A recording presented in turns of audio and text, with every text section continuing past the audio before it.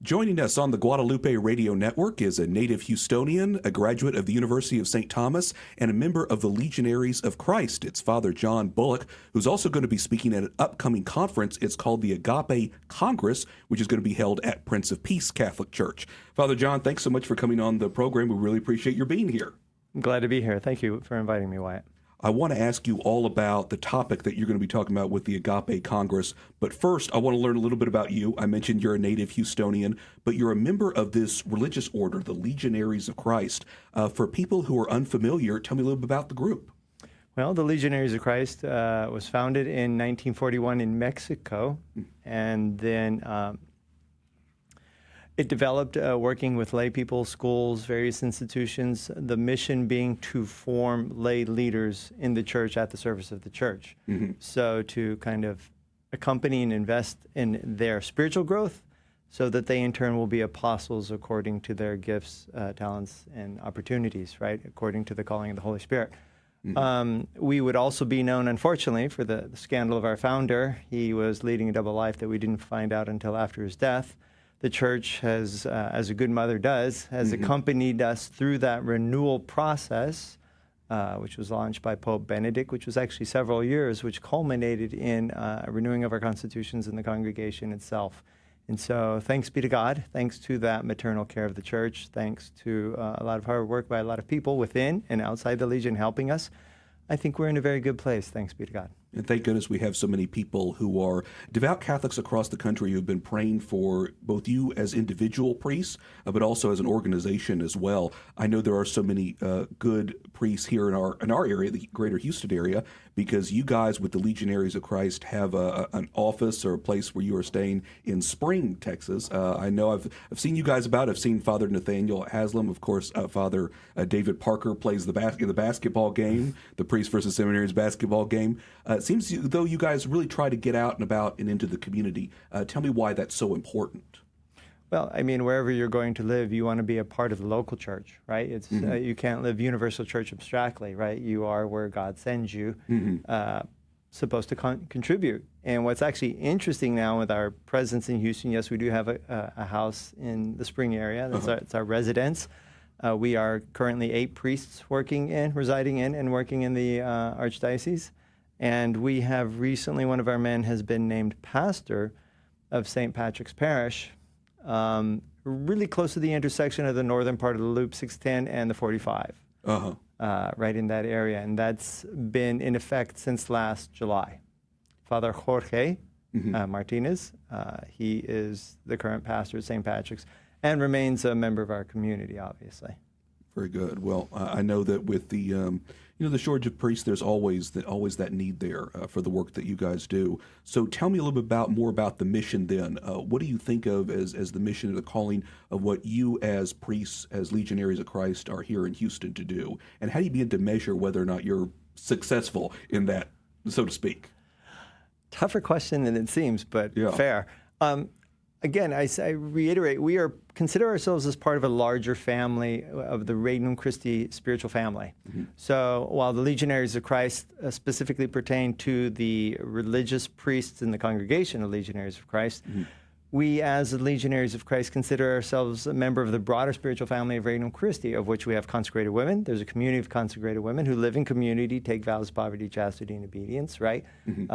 They also live near the Spring area, kind of between the Spring and Woodlands in that area.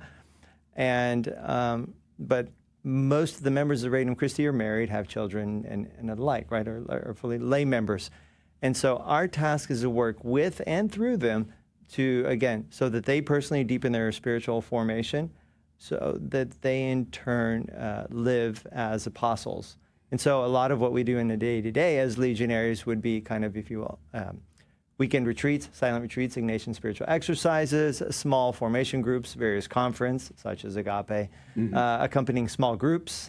We have a Catholic businessmen's organization called Lumen, of which Father Nathaniel is involved. I support that as well a little, I mean, actively, not just emotionally. And so, and a lot of spiritual directions, one-on-one, and people who are involved with Regnum Christi and or Lumen, right? That's a better part of our day. I guess in the day-to-day, we have some fathers working with youth, some working with young adults. That's Father David Parker, right? Our resident basketball player. And and then camps and things of that nature. But again, a lot of times we try to, like I literally just did a mini retreat for a group of moms in a local parish just this morning. Yeah. That's so interesting how you guys as priests, Legionaries of Christ, get around the greater Houston area, participate in different ways, whether it's individual Catholic professional organizations or, like you said, leading retreats. Like you said, one of the priests being now the pastor of St. Patrick's Catholic Church. That's kind of incredible. So tell me then, Father John, when you first started hearing about the Legionaries of Christ, I think before we got on, you were mentioning you were at the University of St. Thomas when you first heard about this group in particular. Correct. Well, I actually graduated from University of St. Thomas before joining the Legion. Actually, again, it was a couple of years after I left St. Thomas that I joined the Legion. I studied international studies. And so international politics, kind of, you could have done specialize in politics or business. I specialize in politics. And actually, my former college roommate has been in the State Department about as long as I've been a Legionary. I was originally thinking of that, but God had other plans. Right. And yeah. Well, did you have an inkling ever at a young age that you thought maybe a priest or maybe? I was about 11 years old when as far as I recall. Mom says it was sooner. I recall when I was 11, Mom had a reversion. We were always Catholic, go to Sunday Mass, say a few prayers a night, but it wasn't much beyond that. And then Mom had a very strong conversion, kind of the Catholic version of the sinner's prayer. Jesus, come into my life, be the center of my life. And it was day and night difference. All of a sudden, God was an active part of our daily life, and let's ask Jesus for this and help us with that. But then I had my own personal experiences, because even at that age, somewhere along the line, it has to be your own experience of God. It's not enough to just because they tell me, right? Somewhere along the line, you have to, in the end, ultimately meet Jesus. And it was done through an answered prayer through the Blessed Mother.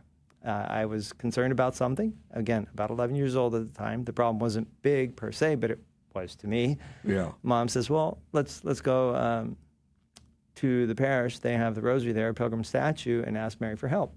Problem solved almost immediately. I'm like, hey, this is great.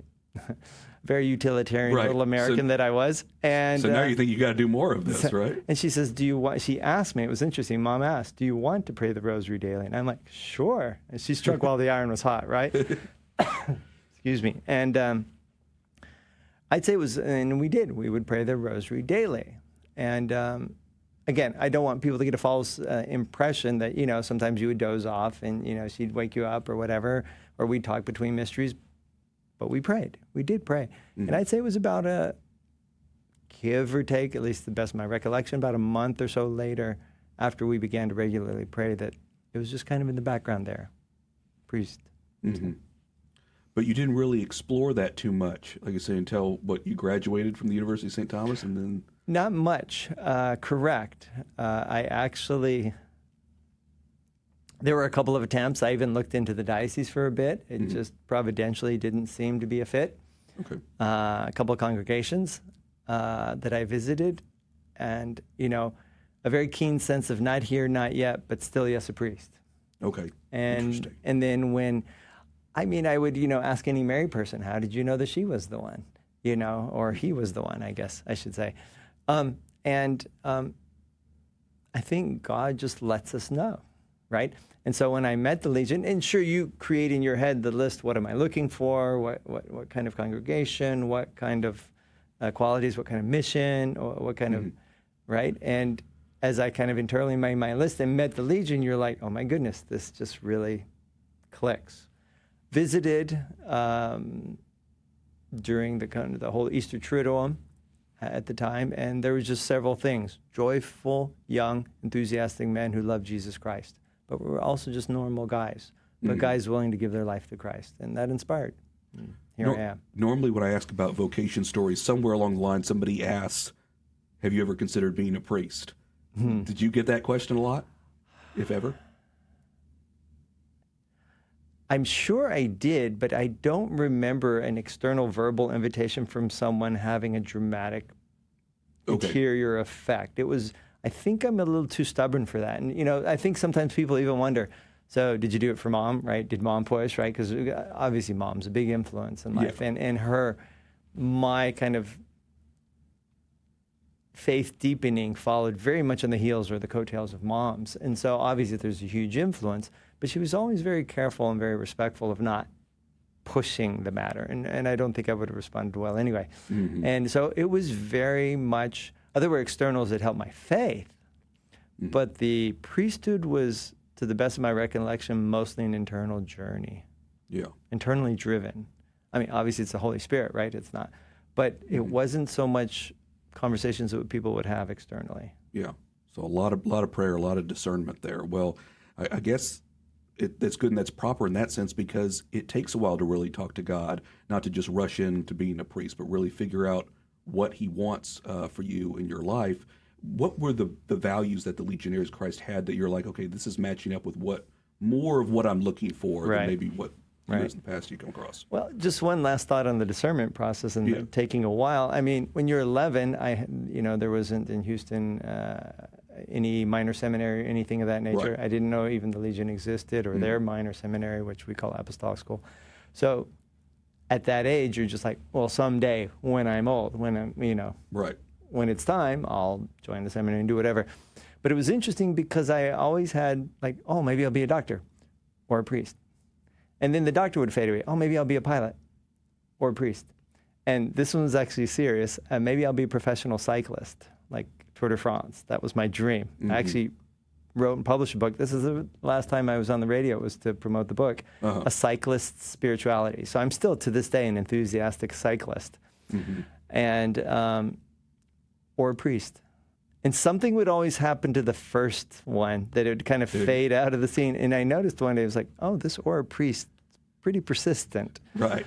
And then again, there were a few forays into, is it the diocese? Is it this congregation? Is it that congregation? And God just made it very clear to me. What did I see specifically in the Legion? A love for Mary, a love for the Eucharist, a love for the Holy Father. And this is JP2 era, right? Uh-huh. So, and I had a great love for him, still do. A masculine, an unapologetic masculinity, mm-hmm. Without a machismo, if you will. Yeah. And yet fully dedicated at the service of Christ and his church. And that just spoke to me. I actually remember when I was visiting the seminary, he wasn't even a seminary. He was one of our lay missionaries, which was very in the early stages.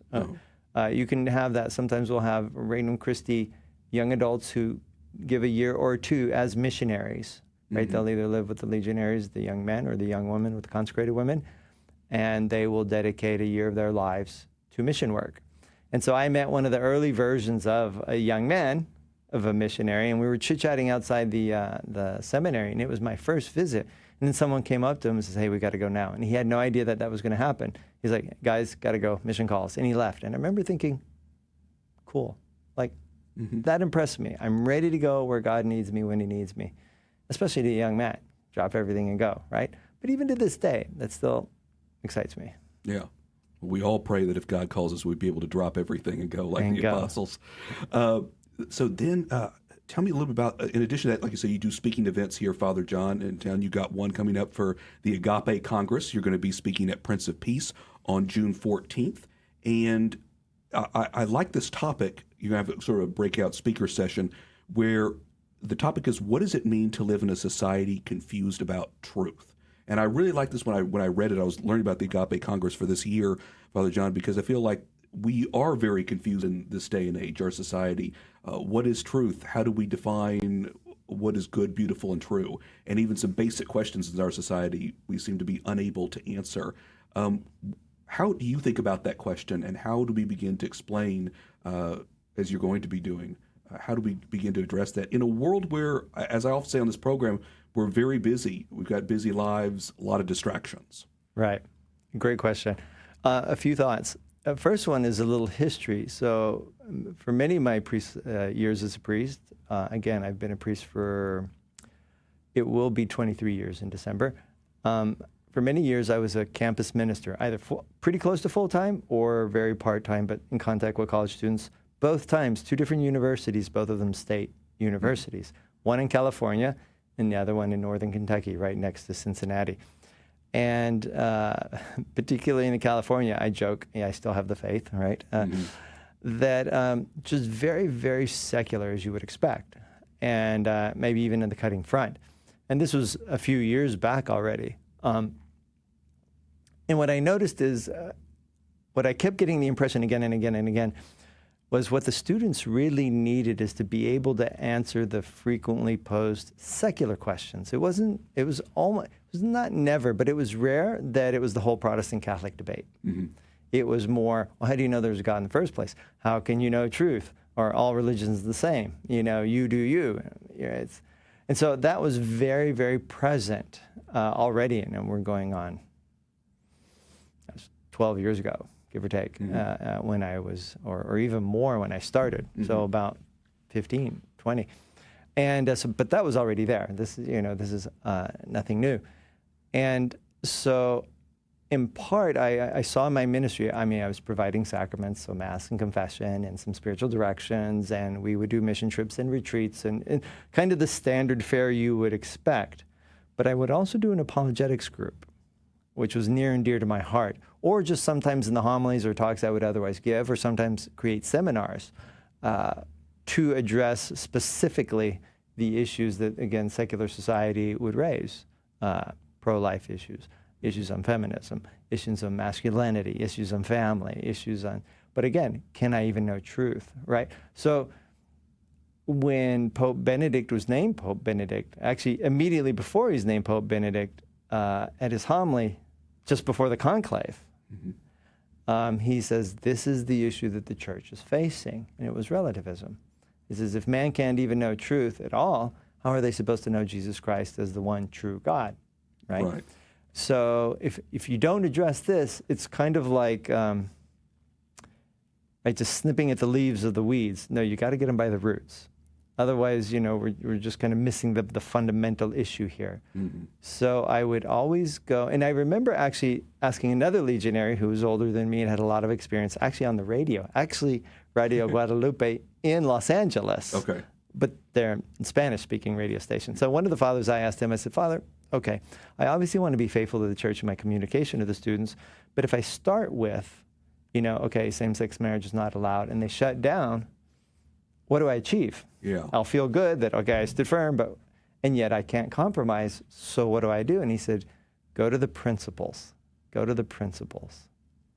And so it was an amazing bit of advice for me, and it helped me tremendously, at least I believe so, right? That, okay, I'm not going to argue here at the consequences, the ultimate consequences, abortion and all that, but why is life important? When does human life begin? What does it mean to be living? Okay, why Catholicism? Well, first, is it even plausible that we believe in God? Is it irrational that we believe in anything? And so I was trying to lay the foundations, so that, and again, it's not that I wouldn't speak specifically against the other points, but I figured most of my energy and effort was to lay those foundations. And it wasn't only intellectual apologetic, but there was a lot of that involved. And then obviously you encourage them to pray and live the sacraments, live a life of grace and what have you.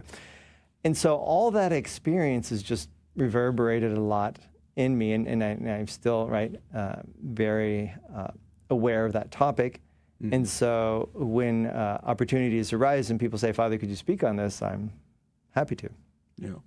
What are your suggestions for young people who might be in that kind of situation where maybe they're around a lot of people who are more secular and maybe questioning whether, why they would go to church or something like that? Like I said, people are younger. They may not be as well formed, have as much experience as you do answering these questions. How do you begin to kind of make sure they maintain and stay on the right track? Great question. I think the first part of that answer is going to be the more obvious things. First, you have to maintain your own conviction, and that's going to be primarily through a life of grace, regular confession, prayer, Sunday Mass, perhaps daily Mass. Again, a serious life of prayer, because I think it was Karl Reiner, who I usually don't quote, he says, Christians of the 21st century will either be mystics or they won't be Christians. Yeah. And so either you have that deep experience of Jesus Christ that he is alive, that he is truly risen, that he has somehow touched your life. Otherwise, it's abstractions, cultural. Well, we just go to church because we do.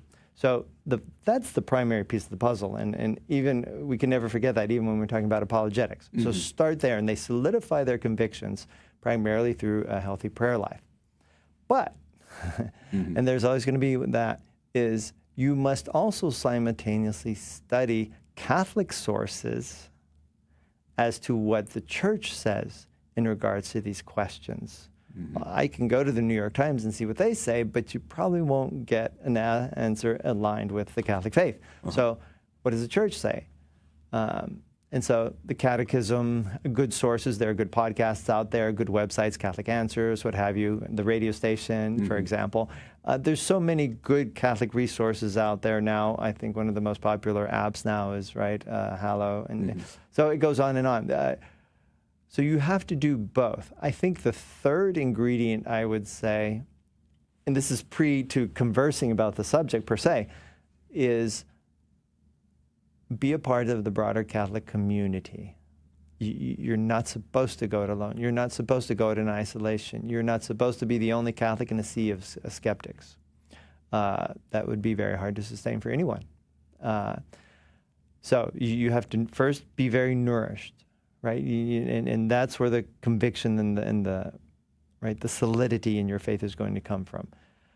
But then, yes, study, and then, yes, as opportunity arises, because you will be, whether it's going to at the workplace or the university or just, a broader friends group that isn't simply the Catholic circle, because I don't think we should just have the holy huddle. I think we have to get into the world, live in the world, be that sign, right? We will have to engage, but you first prepared yourself, first spiritually, communally, but then also, intellectually.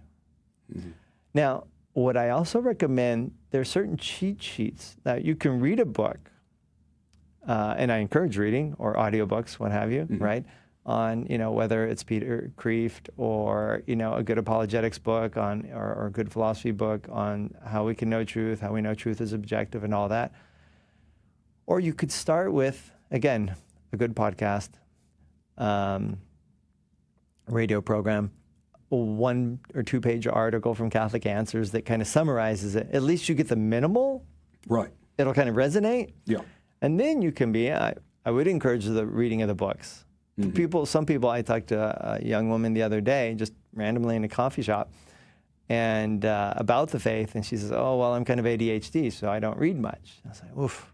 Well, how about listening? She says, well, so, you try to start with bite size, but then, hopefully that'll give you enough to quote unquote survive, but also whet the appetite for more. Yeah, very good. It's a lot of really good advice there. And I hope that whether people are listening to this program or they're listening to you talk about this during the upcoming Agape Congress, I hope many of those points resonate with people, because you're right, we do have resources out there that are Catholic that people can read about or listen to an audio book, or like you said, follow our program here at Guadalupe Radio Network, where you can get exposed to what the Catholic teaching is. And maybe if you've heard it before, it doesn't hurt to hear it again. Sometimes repetition is a good thing, to be able to hear the authentic Catholic teachings of the Church. You had mentioned before, Father John, that you're a cyclist, and you had mentioned, you came on here a while back when your book came out. Then I have to ask, so connect spirituality with cycling, if you will. What is the connection there? I'm guessing overall, what healthy life, healthy body, healthy spirituality? Great guess, but not quite, actually. Okay. So just to give some history, as I was aspiring to be a cyclist as a teenager, I rode a lot. But then my knees went bad, and so that kind of derailed. And then I joined the congregation years after I stopped cycling, and thought it was just one more of those things that I'd given up to follow the Lord. And it's like, okay. And then about 20 years ago, no, not quite, about 15 years ago, we had a bike in the community house. I had a path that was pretty safe, kind of a bike path. And I'm like, let's just try and see what happens. And to my joyful surprise, I was able to ride quite a bit. So I've begun riding again. Now, I'm older, I'm slower, but I still go, I still enjoy, and I still feel that passion for bike riding. There's that sense of when you're getting the exercise. 2, it's the fresh air. 3, it's almost like a little chapel. I'll, maybe pray while I ride, or, maybe listen to a good audiobook, or simply just some classical music. So it's kind of a sense of freedom, I think, was the first initial draw. Mm-hmm. And that's always kind of remained with me. And just the whole excitement of bike riding. I will usually, I think I'm a riding hermit. Most of the time I'll ride alone. Every once in a while I'll ride in a group. Yeah. And so one day, about 3-4 years ago, I was praying. I was in my meditation. And was it a distraction or the Holy Spirit? I thought, you know what? There are a lot of similarities between the spiritual life and cycling. And then I literally just wrote down within the 15, 20 seconds, just listed about 10 different things. And then I said, oh, that could be a book. And I'm like, nah, who's going to read it, right? And so I go back and forth, back. But every time I almost dismissed the idea, God would give me just this little nudge or this little hint that, no, I want you to write the book. For example, I went to an artist event, and I just mentioned offhand to the artist, hey, I'm thinking about publishing a book. I need an artist. And someone standing next to us says, I'll pay for the artwork. You know, I didn't look for that. I was like, okay, God, do you want this, right? So little things like that. Yeah. So the gist of the book was, let me give a couple of examples. Like something that you see in cycling, you can also apply to the spiritual life. And it's 17 little chapters, very short chapters. So I'll just give an example. So depending on the kind of riding you want to do, you're going to get a different bike. There's all kinds of different riding. There's your mountain bike, right? Mm-hmm. There's gravel bike, kind of in between mountain and road. And then there's road bike. But in road bikes, you have the aero bike, you have the touring bike. I'm just scraping the surface, right? There are easily, again, probably 8, 9, 10 different categories of types of bike for different riding purposes. And then, even in the same category, okay, let's just stick to road bikes and not the aero bike, but a road bike that you can go either racing or, you know. Mm-hmm. Then you've got different brands. And then even the different brands will have different models. And even in the same model, you have different sizes, you know. So in the end, by the time Father John gets his bike, and it's definitely not custom made, and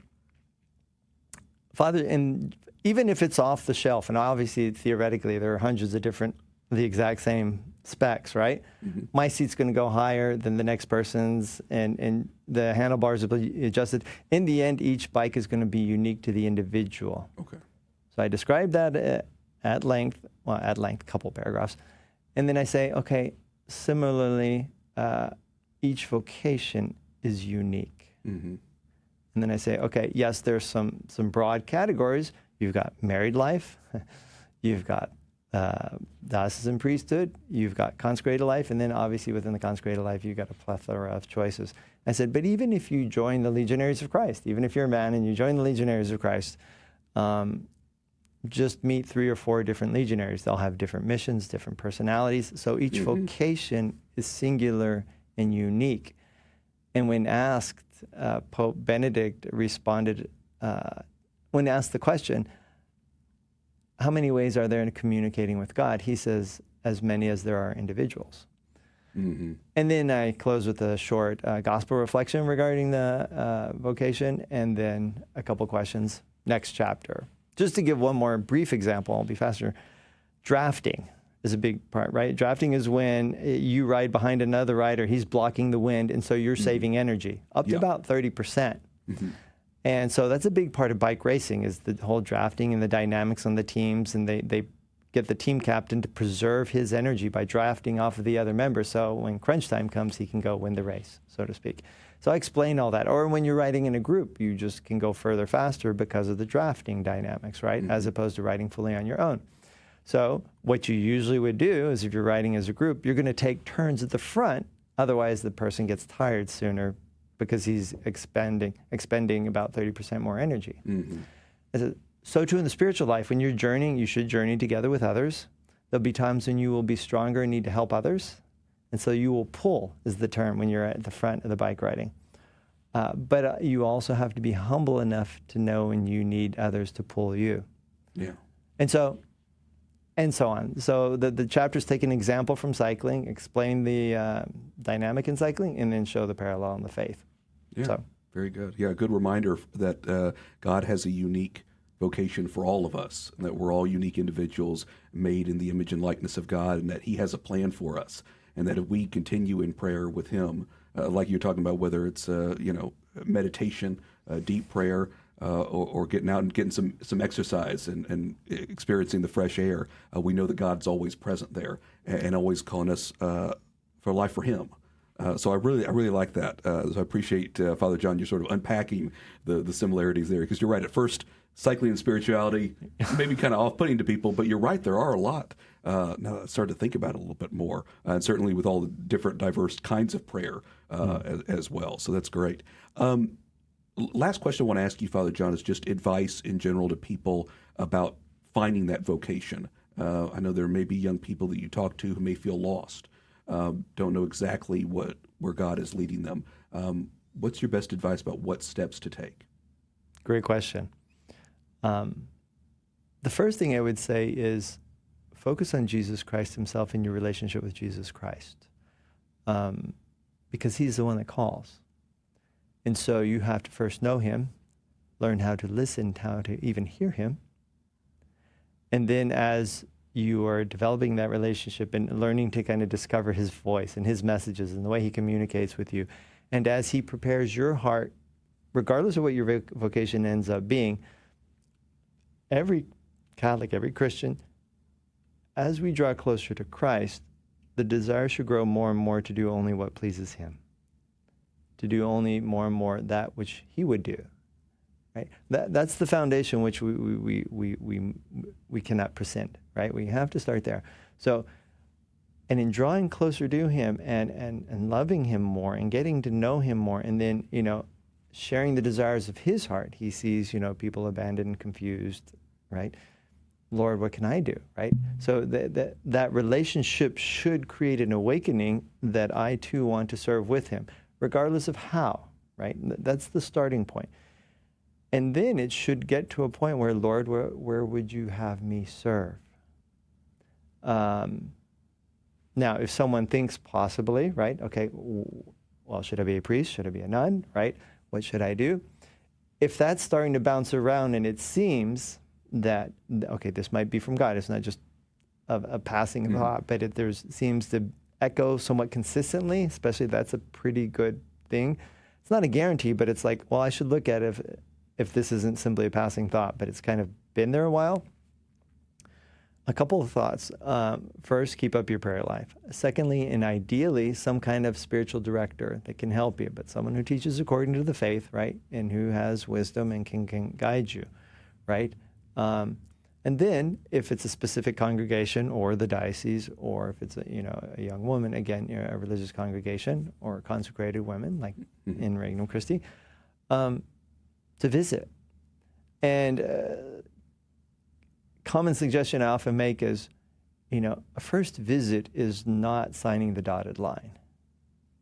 You're dating, so to speak, right? So to speak, yeah. You're date before you get married, and don't be terrified of making a mistake. I think that's common in young people, understandably. Like, what if I get it wrong, right? And then I think the ultimate answer is that you have to trust that Jesus is not going to lead you down a blind alley if you are lovingly and trustingly trying to do what He wants. Jesus is faithful. Plus, even externally, the church has that discernment process to accompany and say, okay, we don't see it, or no, we do see it, and this is why we see it, right? I mean, it's an ongoing process, and again, a very serious process. But the primary conversation remains that individual soul with Jesus Christ, of which then the church confirms one way or another. Yes, you do have a vocation here with our congregation, with our diocese as a diocesan, as a religious, or not. So it's both, and that's the beauty of the church, right? The balance of that, okay, profoundly respecting that internal journey that has to be primary in this whole process, and yet it's not pure subjectivism because the church confirms and guides.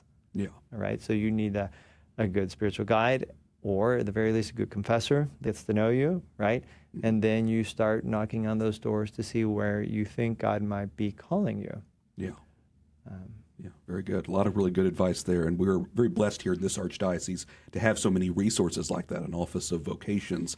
Again, a lot of local churches, like I said, religious organizations like the Legionaries of Christ, people who are available if they're looking for somebody to talk to like that. So we really are blessed, and it's a good reminder, of course, for folks out there to, again, continue to pray for vocations and anyone, again, going through the discernment process. Father John Bullock, again, Legionaries of Christ, based here in Houston. Have you enjoyed, by the way, being back here in your hometown after your stint over in California? Well, it's nice. My stint was actually 30 years out of Houston. Okay. And the primary reason I was sent back is I'm an only child. Mom's getting a little older, and so I get to be close to Mom. So it's very special. Very good. Yeah. And so, yeah, I get to spend every other Sunday afternoon with her, and she's doing well, thanks be to God. And so it's nice. Yeah. I'm blessed. Amen. Very good. Father John Bullock, thank you so much for being with us. We really appreciate it. Thank you, Wyatt. God bless.